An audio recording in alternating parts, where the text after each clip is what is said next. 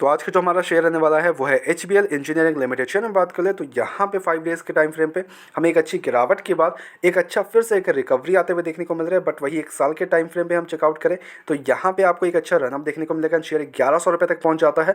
1100 पहुँचने के बाद एक अच्छी गिरावट आते हुए देखने को मिल रही है, यानी कि हमें एक सिंपली प्रॉफिट बुकिंग आते हुए देखने को मिल रही है। कोई भी शेयर हमेशा नहीं भाग सकता और इस भागने के बाद एक अच्छी गिरावट और एक प्रॉफिट बुकिंग एंड कंसोलिडेशन में जाते हुए ही देखने को मिलेगा। ओके, बट वही 5 ईयर्स के टाइम फ्रेम पे शेयर 2024 का लिस्टिंग होता है एंड लिस्टिंग होने के बाद एक अच्छी गिरावट 400 रुपीज़ तक पहुंच जाता है, फिर एक अच्छी रनअप के बाद अगेन एक गिरावट। At the same time now एक बड़ी अनाउंसमेंट एंड बड़ी खबर निकल के आई है कंपनी की तरफ से, वो अंडरस्टैंड करते हैं। उसके बाद हम चलेंगे कंपनी के फंडामेंटल्स एंड रिजल्ट्स पर्सपेक्टिव से मेरा क्या ओपिनियन है शेयर को लेके, अब इस लेवल्स पे क्या मैं एक्यूमुलेशन कर रहा हूँ, क्या मैं खरीदूंगा, इसको बाय करेंगे, सेल कर सकते हैं, क्या मतलब क्या करें, वो थोड़ा अंडरस्टैंड करेंगे। ओके, पहले चलते हैं इसके बड़ी खबर में। तो जो सबसे बड़ी न्यूज़ है वो है Cochin shipyard execute joint venture agreement with HBL engineering. Now that's a very good like big news obviously.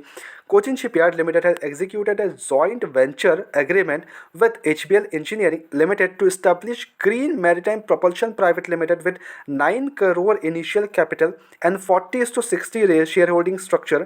The venture will develop electric mobility technology and energy storage solutions for maritime sector, targeting both domestic and global markets while aligning with sustainable maritime technology trends. Now that's like very interesting news मैं बोलूँगा obviously. थोड़ी नई news है, कि क्या news है थोड़ा सा और भी मैं उसको डीप में लेके चलता हूँ आपको। ओके, कंपनी का एक जॉइंट वेंचर बना रही है। ओके, एक जॉइंट वेंचर, उसका नाम रखा गया है green maritime propulsion private limited, जिसमें कंपनी ए सॉरी जो what I can see here develop electric mobility technology and energy storage solutions. तो ये डेवलप करने जा रही है एंड ये रेशियो जो रहेगा ऑब्वियसली ये स्ट्रक्चर का वो 40:60 रहेगा एंड आपका 9 करोड़ का इनिशियल कैपिटल है with the total equity shares of like 90 lakh shares. Face value per share is 10 rupees. Cochin shipyard stake अगर रहेगा 40% 36 लाख 3.6 करोड़ के and HBL stake holds like 60% का स्टेक यानी कि 54 lakh shares rupees 5.4 crore. Registered office is Hyderabad. तो यहाँ पे 40:60 रेशियो यही रहेगा।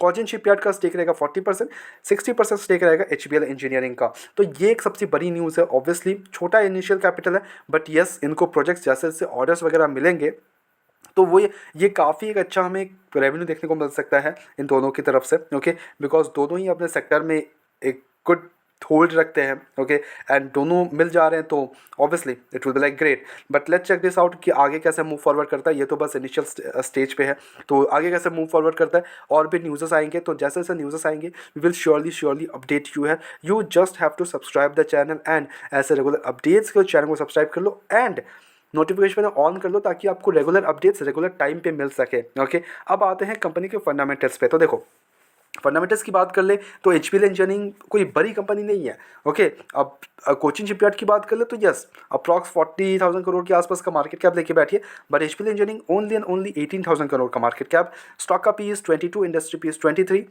ROCROE great 20.6 and 27.3। डेप्ट 87 करोड़ का डेप्ट है विच मेक्स डेप्ट टू इक्विटी टू 0.04। लिटरली कोई डेप्ट का इश्यूज ही नहीं है कंपनी के ऊपर, लिटरली बता रहा हूँ, नो डेप्ट एट ऑल, कोई इश्यूज नहीं है। Operating margin double digit, profit growth triple digit में है, 148% का इनका प्रॉफिट ग्रोथ है and operating margin 35.2%, PE ratio is 0.47 and quarter results crazy quarter result. Sales 451 crore से 874 करोड़, ऑपरेटिंग मार्जिन इज 21% से 35%, 94 करोड़ से 302 करोड़ के ऑपरेटिंग प्रॉफिट।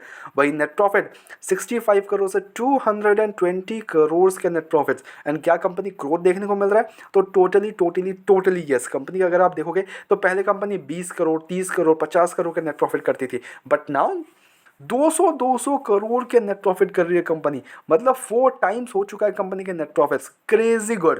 ओके, इन्वेस्टर्स के भरोसे देख ले तो प्रमोटर्स के पास 559% का स्टेक है, FIS के पास 5.87, DIS के पास कुछ भी स्टेक की मैं नहीं बोलूँगा 0.82% ओनली, बट पब्लिक के पास 34.20% का स्टेक होल्ड करती है। तो यहाँ पे यस FIS और DS का उतना बड़ा स्टेक हमें देखने को नहीं मिलता, तो कन्विक्शंस नहीं आ रहे, बट यस कंपनी बहुत ही बढ़िया है, इसमें कोई डाउट नहीं, कंपनी फ्यूचरिस्टिक है, हमें फ्यूचर में और भी ग्रोथ देखने को मिल सकता है।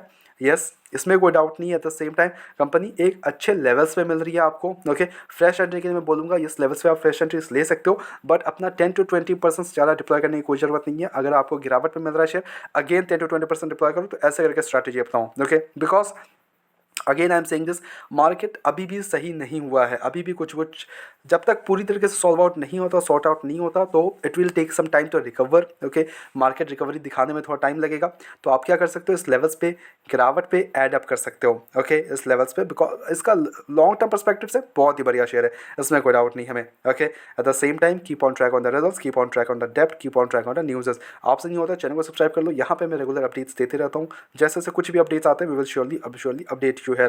ओके, इसमें कोई डाउट नहीं। एट द सेम टाइम हमारी तरफ से कोई भी बाइंग से कमीशन बिल्कुल भी नहीं है, ओनली सजेशंस है, तो please take it as a suggestion. अपने एजुकेशन पर्पस के तौर पे वीडियो को देखो, go ahead do research as well and then make the investment. Blindly किसी विश्वास कर इन्वेस्टमेंट्स ना करें। ऐसे रेगुलर अपडेट्स के लिए चैनल को सब्सक्राइब करो और वीडियो को लाइक करो। मिलते हैं नेक्स्ट वीडियोस में।